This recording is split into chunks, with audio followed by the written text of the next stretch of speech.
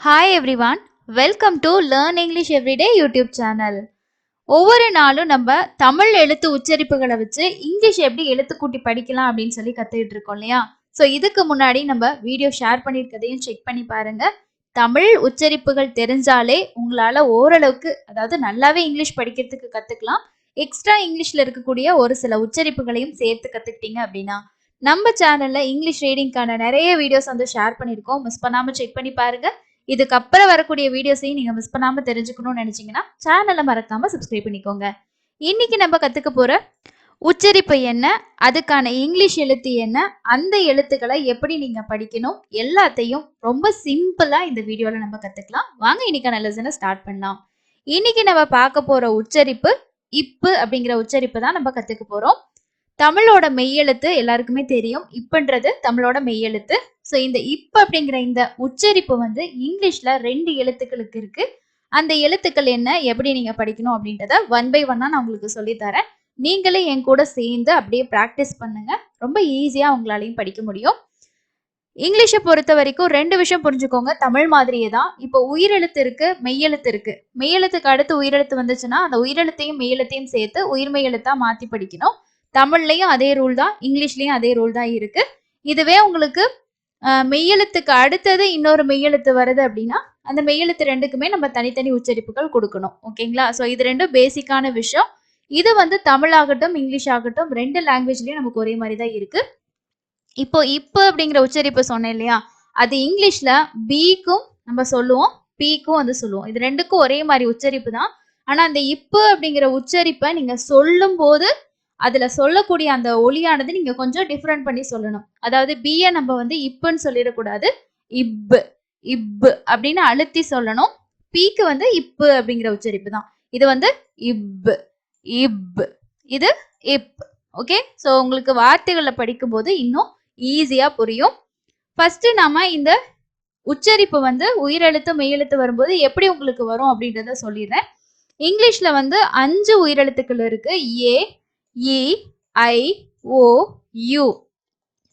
இங்க அடிஷனலா நம்ம y அப்படிங்கிற ஒரு எழுத்தையும் ஆட் பண்ணியிருக்கோம். இது எதனால அப்படின்னா இங்கிலீஷ்ல வந்து இந்த y அப்படிங்கிற இந்த எழுத்து கான்சனன்ட்டோட உச்சரிப்பும் இருக்கு, அதே மாதிரி வவலோட உச்சரிப்பும் இருக்கு. வவல் உச்சரிப்புல 2 சவுண்ட்ஸ் இருக்கு, கான்சனன்ட்ல ஒரு சவுண்ட் இருக்கு. அப்போ இந்த y அப்படிங்கிறது உயிரெழுத்து உச்சரிப்பாவும் வருது, உயிரெழுத்தால உயிரெழுத்தோட உச்சரிப்பா வரனால நம்ம இதையும் வந்து இதுல உங்களுக்கு சேர்த்திருக்கோம். இப்போ ஃபர்ஸ்ட் வந்து இந்த பி அப்படிங்கிற எழுத்து வருது, அதுக்கு அடுத்தது ஏயோ ஈயோ இதுல எது வேணாலும் உங்களுக்கு உயிரெழுத்து இருக்கலாம். அது நீங்க சேர்ந்து வரும்போது என்ன பண்ணும்னா இது மெய்யெழுத்தையும் உயிரெழுத்தையும் சேர்த்து நீங்க படிக்கணும். ஃபார் எக்ஸாம்பிளுக்கு நீங்க பியோட சவுண்ட் வந்து இப்பு அப்படிங்கிற உச்சரிப்பு இல்லையா, இப்போ ஏக்கு வந்து ஏங்கிற சவுண்ட் இருக்குன்னு வச்சுக்கோங்க. அப்போ இப்பு ஏ பே, இப்பு ஏ பே அப்படின்னு சொல்லி படிக்கணும். இதுவே இங்க பி இருக்கு பிளஸ் வந்து ஏ இருக்கு அப்படின்னா இங்க வந்து பிக்கு நம்ம என்ன சவுண்ட் கொடுக்கணும், இப்புன்னு கொடுக்கணும். இது இப்பு, இது இப்பு. ஓகே, இங்கேயும் அதே மாதிரி ஏங்கிற சவுண்டே வச்சுக்கோங்க. இப்பு ஏ பே, புரியுதுங்களா? ஸோ இந்த மாதிரி நீங்க படிக்கணும். இது ஃபர்ஸ்ட் வந்து இந்த மெய்யெழுத்து, அதுக்கு அடுத்தது உயிரெழுத்து வந்துச்சுன்னா இந்த மாதிரி உயிர்மையா நீங்க மாத்தி படிக்கணும். அதுக்கு அடுத்தது ஃபர்ஸ்ட் வந்து உங்களுக்கு கான்சனன்ட் எழுத்து வருது, அதாவது மெய்யெழுத்து வருது, அதுக்கு அடுத்ததும் ஒரு மெய்யெழுத்து, அதாவது இப்ப நம்ம பார்த்த இந்த இப்புங்கிற சவுண்டுலயே வருதுன்னு வச்சுக்கோங்க. இந்த இப்பு அப்படிங்கிற எழுத்தே வருது, அதுக்கு முன்னாடி உங்களுக்கு கான்சனன்ட் தான் இருக்கு. இப்போ இதை நம்ம எப்படி படிக்கணும் அப்படின்னா 2 கான்சனன்ட் எழுத்தோட சவுண்டும் தனித்தனியா வரும். ஓகேங்களா? ஸோ இதுவே வந்து இன்னொரு கேட்டகரியும் வரும். அது என்னன்னா ஃபர்ஸ்ட் ஸ்டார்டிங்லயே இப்ப நம்ம 2 பார்த்த இந்த 2 உச்சரிப்புகள், அதாவது இந்த ஒரு உச்சரிப்பு 2 எழுத்துமே ஸ்டார்டிங்லேயே வருது, ஒரு வார்த்தையோட ஆரம்பத்துல வருது. அதுக்கு அடுத்தது நமக்கு வவல்ஸ் லெட்டர்ஸ் வந்து வரல, அதுக்கு பதிலா கான்சனன்ட் லெட்டர்ஸ் வந்துச்சு அப்படின்னா இங்கேயும் எப்படி படிக்கணும் அப்படின்னா அந்த 2 கான்சனன்ட்டோட சவுண்டும் தனித்தனியா வரும். இதுவே வந்து இப்போ இங்க பி இருக்கு, அடுத்தது எல் இருக்கு, அடுத்தது ஏ இருக்குன்னு வச்சுக்கோங்க. ஸோ இந்த வார்த்தையை நம்ம எப்படி படிக்கணும்னா இங்க ஃபர்ஸ்ட் வந்து நீங்க வார்த்தைகளை எழுத்துக்களை வந்து ஐடென்டிஃபை பண்ணணும், எது வந்து வவல்ஸ் எது வந்து கான்சனன்ட். இது வந்து பேசிக்கா நீங்க படிக்க கத்துக்கிறவங்க ஸ்டார்டிங்ல கொஞ்சம் ஐடென்டிஃபை பண்ணிக்கிட்டீங்கன்னா நான் சொன்ன இந்த மெத்தட்ல படிக்கிறதுக்கு உங்களுக்கு யூஸ்ஃபுல்லா இருக்கும். இப்போ ஃபர்ஸ்ட் இருக்க எழுத்து கான்சனன்ட், அடுத்ததும் கான்சனன்ட், அடுத்தது வவல் இருக்கு இல்லையா, அடுத்து ஒரு கான்சனன்ட் இருக்கு, அடுத்து ஒரு வவல் இருக்கு. இங்க வந்து பாத்தீங்கன்னா ஒரு ரூல் இருக்கு இங்கிலீஷ்ல, அந்த ரூல் படி இந்த ஏக்கும் ஈக்கும் சேர்த்து ஏங்கிற சவுண்ட் வரும். அப்போ இந்த பியோட சவுண்ட் எப்படி இருக்கும்னா இப்புன்னே தான் இருக்கும். அது எந்த மாற்றமுமே இருக்காது. இந்த எல் என்ன பண்ணும், இந்த கான்சனன்ட் என்ன பண்ணும்னா இதுக்கு அடுத்து வரக்கூடிய இந்த வவல் இருக்கு பாத்தீங்களா, அந்த சவுண்டோட சேர்த்து உயிர்மெய் எழுத்தா மாத்தணும். அப்போ இது இல்லு, இங்க ஏங்கிற சவுண்டு, அப்போ லே அப்படின்னு சொல்லி வரும். Pleat it, pleated. இத வந்து தமிழ்ல நம்ம இப்படி எழுதுவோம், பி லே இட். இங்க வந்து பீன்னு சொல்லி நம்ம மென்ஷன் பண்ணுவோம். இது தமிழ்ல இந்த வார்த்தையை நம்ம எழுதுறது கரெக்ட். ஆனா வந்து உச்சரிப்பை நம்ம எழுத்துக்களை எழுதி உச்சரிச்சு படிக்க போறோம் அப்படின்னா இங்க நான் எழுதியிருக்க இந்த மெத்தட்ல தான் நீங்க எழுதணும். அப்போ இதை பிளேட் அப்படின்னு சொல்லி படிப்போம். ஓகே, ஸோ அதே மாதிரி தான் இங்க பி வந்திருக்கு, பிக்கு அடுத்தது ஆர் வந்திருக்குன்னா பியோட சவுண்டு இப்பு அப்படின்னே தான் இருக்கும்.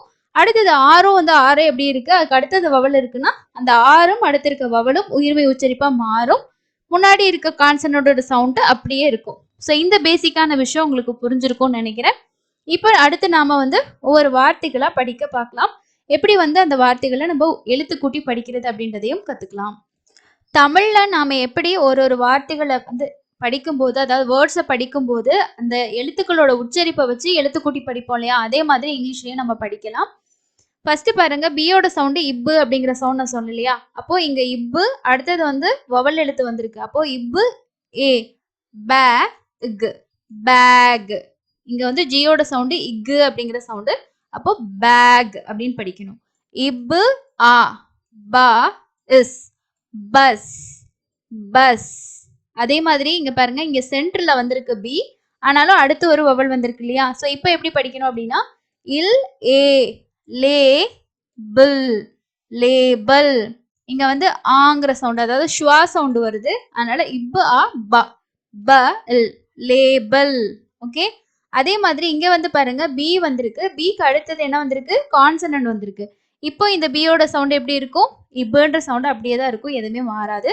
அப்போ ட் ஏ, டேபிள், டேபிள், டேபிள். இங்க ஈன்றது வந்து பாத்தீங்கன்னா சவுண்ட் வந்து சைலண்ட், ஈக்கு சவுண்ட் கிடையாது.